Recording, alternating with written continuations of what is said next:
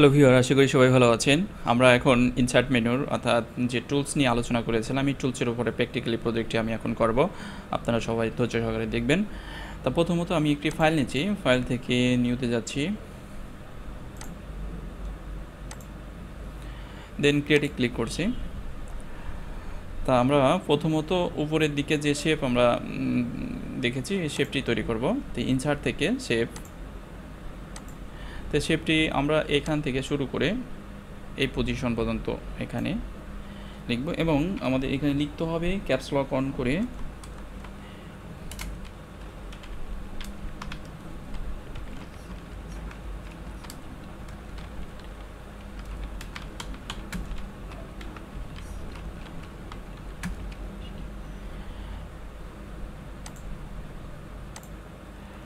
তো এই লেখাটাকে সিলেকশন করে আমরা এটিকে বড় করে দেব সাইজ থেকে, যতটুকু প্রয়োজন এখানে আসে ততটুকু অনুপাতে আমরা বড় করব।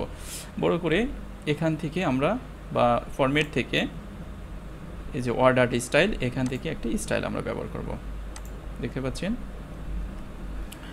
এবং সেভ স্টাইল থেকে একটি স্টাইল আমরা নেব। ওকে, পরবর্তীতে আমরা নিচের দিকে কার্সার রাখবো, নিচের দিকে ডাবল ক্লিক করে কার্সার রেখে লোগো অ্যাড করব এই পজিশনে। তো ইনসার্ট থেকে পিকচার,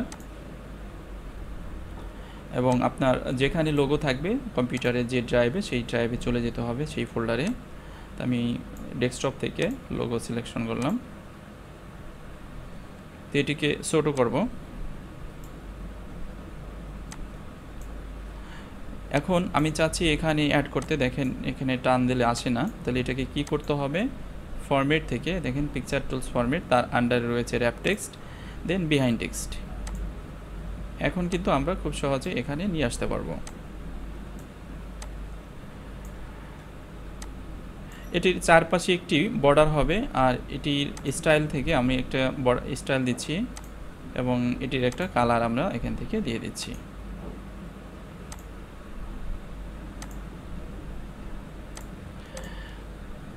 তো এভাবে আমরা যে কোনো জায়গায় পিকচার সেট করতে পারবো। পরবর্তীতে নিচের দিকে ইনসার্ট থেকে শেপ, অর্থাৎ এই শেপটি আমরা ব্যবহার করব। দেখেন প্লাস সাইন ধারণ করছে, এখান থেকে আমরা এভাবে টান দিব, এখানে লিখব COUR কোর্স নেম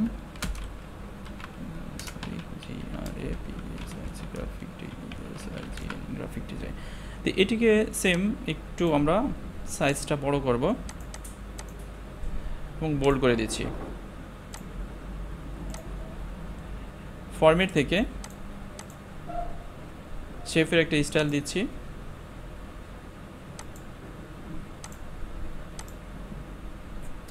পরবর্তীতে আমরা নিচের দিকে কার্সার রেখে ইনসার্ট থেকে smart art,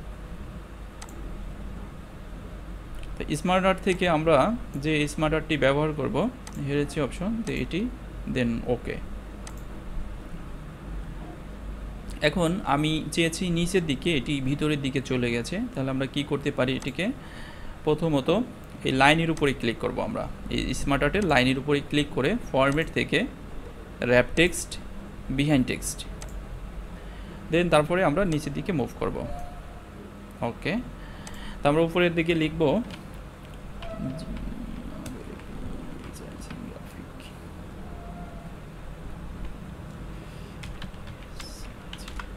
graphic design, Photoshop,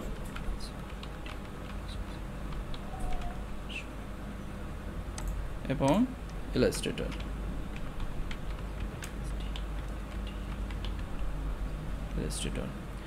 তো ফটোশপের মধ্যে থাকতেছে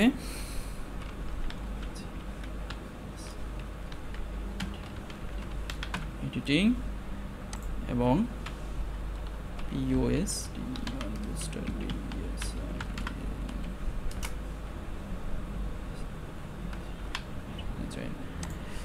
এবং এখানে আমাদের শেপ অ্যাড করতে হবে। তার আগে আমরা একটু লিখে নিই, এখানে লোগো ডিজাইন থেকে আমরা শেপ অ্যাড করব, ডিজাইন থেকে অ্যাড শেপ, আফটার এখানে আমরা লিখতে পারি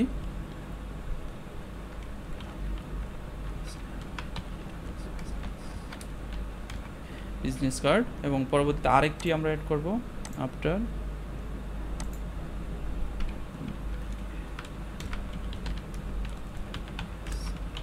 ব্যানার ডিজাইন। ওকে, তো এটিকে আমরা মাঝখানে রাখতে চাচ্ছি, তাহলে আমরা একটু ছোট করে দিচ্ছি এইটাকে। ওকে, এবং এটিকে ধরে আমরা মাঝখানে রাখব এবং এটির একটি কালার দেব। তো চেঞ্জ কালার থেকে আমরা কালার চেঞ্জ করতে পারি, এবং এখানে স্মার্ট আর্ট স্টাইল রয়েছে বিভিন্ন ধরনের, এখান থেকে আমরা একটা স্টাইল ব্যবহার করব। ওকে,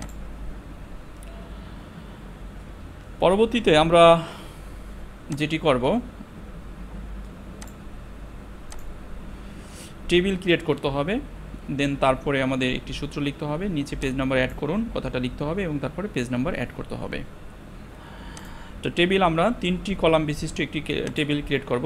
আপনারা যেখানে টেবিল করবেন প্রথমত দেখে নেবেন যে কয়টি কলাম বা রো লাগবে। তো ইনসার্ট থেকে table, insert table, number of columns 3টি, নাম্বার অফ রো 4টি, দেন ওকে। দেখেন টেবিলটি আমি চেয়েছি এই পর্যন্ত হয়ে গেছে, এই পর্যন্ত, তাহলে আমরা এটিকে ছোট করে নিচ্ছি। ওকে, তো এখানে কয়টি কলাম আছে আমি দেখিনি একটু, 2টি কলাম আছে, সরি। তাহলে আমরা এটিকে কি করব, একটি কলাম মুছে দেব। তাহলে একটি মুছে দেওয়ার জন্য কি করব, লেআউট থেকে ডিলিট কলাম। ওকে, এটিকে আবার বড় করে নিচ্ছি আমি। ওকে, তাহলে যে কোনো টেবিলই হোক সেটি খুব সহজেই আপনি ডিজাইন করতে পারবেন ইরেজার এবং ড্র টেবিলের মাধ্যমে। তাহলে ইরেজারের মাধ্যমে আমরা কি করতে পারি, ইরেজ করে দিতে পারি কোনো রো এবং কলামকে, এটি অফ। ওকে, তো পরবর্তী অংশ অর্থাৎ এই ভিডিওর পরবর্তী অংশটুকু আমরা পরবর্তী টিউটোরিয়ালে দেখব। আশা করি সবাই ধৈর্য সহকারে দেখবেন। ধন্যবাদ। ভিডিও শেষে আপনার কাছে ছোট্ট একটি অনুরোধ করিব, যদি এই ভিডিওটি ভালো লাগে অবশ্যই লাইক, কমেন্ট এবং শেয়ার করে আপনি আপনার বন্ধু এবং বান্ধবীর মাঝে ছড়িয়ে তাদের উপকার করতে পারেন, এবং আমাদের চ্যানেলটি সাবস্ক্রাইব করে রাখুন যাতে করে পরবর্তী ভিডিওগুলো দেখতে পান। Thank you.